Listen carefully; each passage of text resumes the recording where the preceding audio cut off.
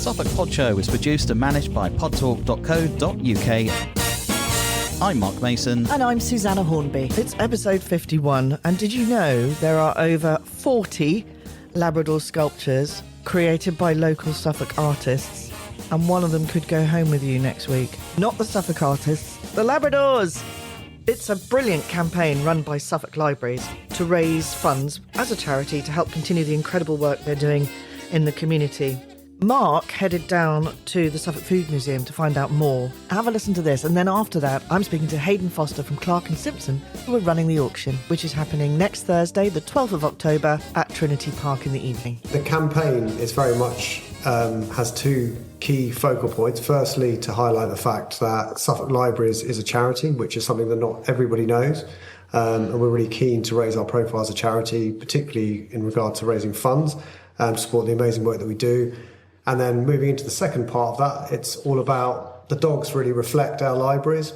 They're Labradors. Naturally, they're loyal. They're really, really good for your well-being. And they're very, very well loved. So we thought there was a great synergy between Labradors and the work that libraries do. And those two things being particularly emblematic of great well-being and also being really at the heart of the individual and the community. Yeah, so the labs have been in all of our libraries across the summer. We've got 45 libraries in total. They've created a massive, massive talking point in wherever they've been. There's generally been one or two dogs in most of our libraries, and all generations love them, just absolutely love them. We've had lots of young children going up and cuddling the labs, showing them a bit of affection. Unfortunately, they're not able to respond in kind, but, like I said, hopefully they'll have a lovely dog at home that can do that for them. And also, like I said, it's been a really, really great way of pulling together communities, bringing people together. As I said, a talking point. We know a lot of people have gone around all of our libraries to try and see as many of them as they possibly can. It's a great opportunity to come down to the Food Museum and see them all before they go under the hammer. And for us, it's just been a massive profile raise around the fact we're this wonderful charity at the heart of every community. People just love their library, but they also love our library labs. So fantastic, really good profile raiser, and really hoping to make loads of money at the auction on the 12th of October. So the whole idea of this campaign has been to really harness the local community. They're all Suffolk artists that have got involved. We put a call out last December to get people involved. They all came back to us with their concepts, and they were amazing, and they've just come up with such unique ideas. It's been fantastic to be a part of. Quite a few of them are going to be at the auction next week when they all go under the hammer, and I think it's going to be really sad to see them go, to be honest. But it's really harnessed the community. That was the whole plan, and yeah, just loved being a part of it. So what do you think, Bruce? I think my favourite is probably Disco Dog, who was created by Carolyn Ash. She's just a beautiful array of mirrors making a lovely disco ball, glitter ball. Which is your favourite? Well, I love Labrador, but I also That's Lily Hammond's one, isn't that it? It is, yeah. But I've got a real penchant for Yes the Dog, definitely, and our wonderful patron Emma Freud and her husband Richard Curtis. His film Yesterday, it's based on that. That's right. And Richard's very kindly also donated a script from Yesterday. And a poster as well. And a poster, signed, So there'll be auctioning as well. Yeah. And the dog is very much inspired by the film. It has a Beatles theme, and I just love it. Like I said, again, it's like all of them, bold and bright, but has a really vivacious sort of element to it. And I love that one. And then I think it's not one of my personal favourites, but a lot of people love Castle on the Dog.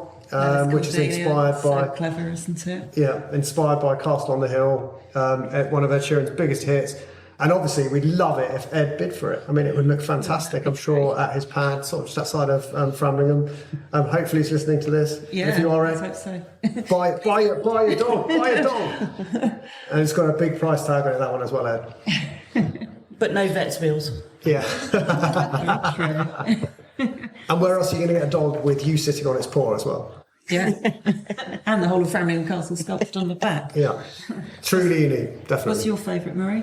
It's got to be, I think, Golden Beauty. It's really hard to pick. The whole pack is amazing, especially when you see them en masse, as we have today, all in one place. But Golden Beauty.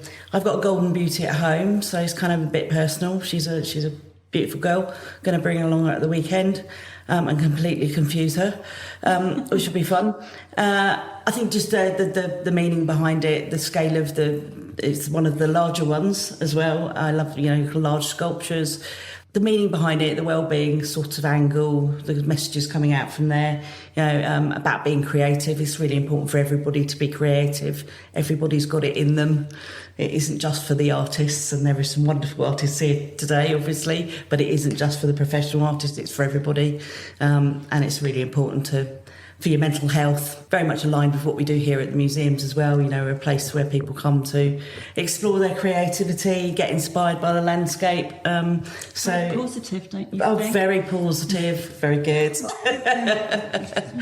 So yeah, that one's my favourite, but it is so hard to pick. And a personal story as well, I think, for me, which I probably should have picked up on earlier as well, is Woofy, who's the Labrador puppy that's been created by an artist called Josh Grimwood. Josh is actually the son of one of our library managers at Gainsborough Library, Mandy Grimwood, who is the absolute epitome of what Suffolk Library is all about, an absolute pillar of the community, does loads of amazing things in that area of Ipswich, and is well known for all of the fantastic stuff that she does for people in that part of the world, particularly the girls group that she runs that do all sorts of exciting things and sort of shape life chances for young people. But that puppy has actually been signed by it's a little puppy in a little Ipswich kit, and it's been signed by 8 of the players. Obviously, Town doing fantastically at the moment, striding the top of the league, and some of their leading lights, George Edmondson, Connor Chaplin, Richard Keogh, Christian Wharton, Marcus Harness, Nathan Broadhead, Carl Edwards and Leif Edwards have somehow squeezed their signatures onto the head of that puppy. And if you love Town, that's the one for you, definitely. Behind the money we're trying to raise is a great cause, and probably the thing that people don't really understand about libraries these days is that we do millions of books every year, but we're also about so much more than that.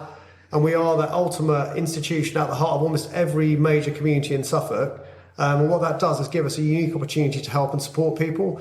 And each library is empowered to create services that meet the needs of its local community, and that could be anything from sewing therapy in Thurston right through to men can talk groups in urban library like Chantry Library, right through to fresh fruit and veg at another one of our sites on the outskirts of Ipswich. We do all sorts of different things at an absolute kaleidoscope, but ultimately it's all about helping and supporting people, whether it be with their well-being and their mental health, whether it be the more traditional role that we have in terms of helping young people improve their literacy skills, right through to loads of support with the cost of living crisis, free second-hand clothing, free device charging, free menstrual products, free sanitary items, you name it, we do it. We're there to help and support communities, and that's why it's really worthwhile bidding for one of these dogs. You will really be helping people and making a massive difference to their lives. So help us, help others, and support that great local charity in Suffolk. And as promised, last but definitely not least, it's Hayden Foster. Hello, Hayden. Good morning. Good morning. This is such a wonderful event that's coming up next Thursday. Can you tell us a little bit about how you got involved with it? Pleased to. We've done a number of art sculpture auctions for various charities over quite a lot of years now, and I hope that we've did a reasonable job. The PAWS-itivity team at Suffolk Libraries made contact with us and said, will we be prepared to help? We like to help where we can.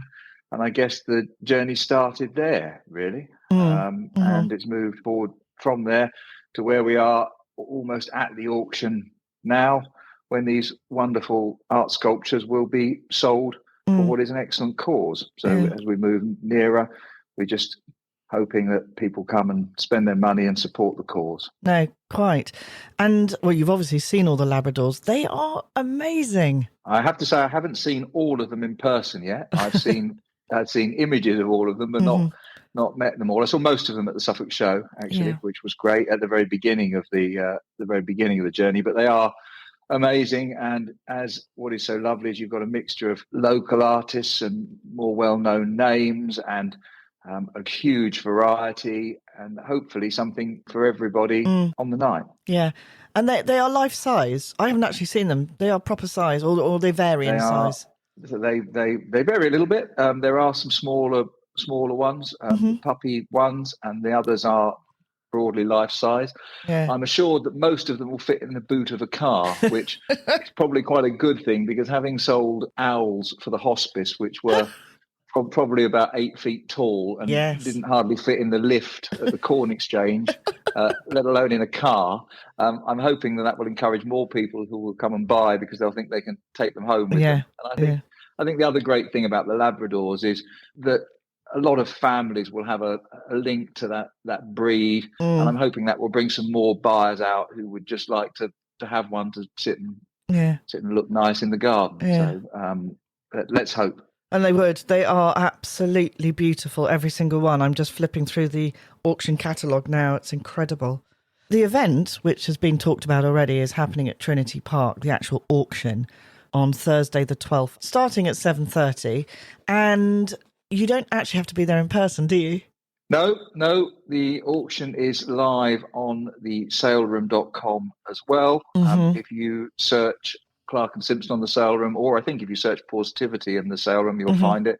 I actually like to give I'd like to give them a mention, actually, briefly, because they're a national business and a big business, but they're waiving all their charges on the auction, which is generous of them, to support the cause as well. So just to give them a quick mention, I think is worthwhile as well. So yes, if you go on there and register, you can bid live online on the evening, or you can leave a bid before in a more eBay style, although it won't get registered till the evening, and you will not pay more than the bid that's ahead of you in the room. So you don't need to worry about not being available on the evening. Sure. Okay. I was going to ask that. Is there a commission involved? No, but we don't charge commission, and the sale room have waived theirs as well. So all the money that people bid will go straight to the cause. That's brilliant. That's really important, because auction rates can vary, and that's really good to know. Every penny you're spending is going towards them. We feel quite strongly, actually. We're a relatively small firm, and we hope that locally and a bit wider we do a bit for charity on occasions. But actually, when you can give your time to add value to something, we feel that's an important thing to do as part of the community when we can.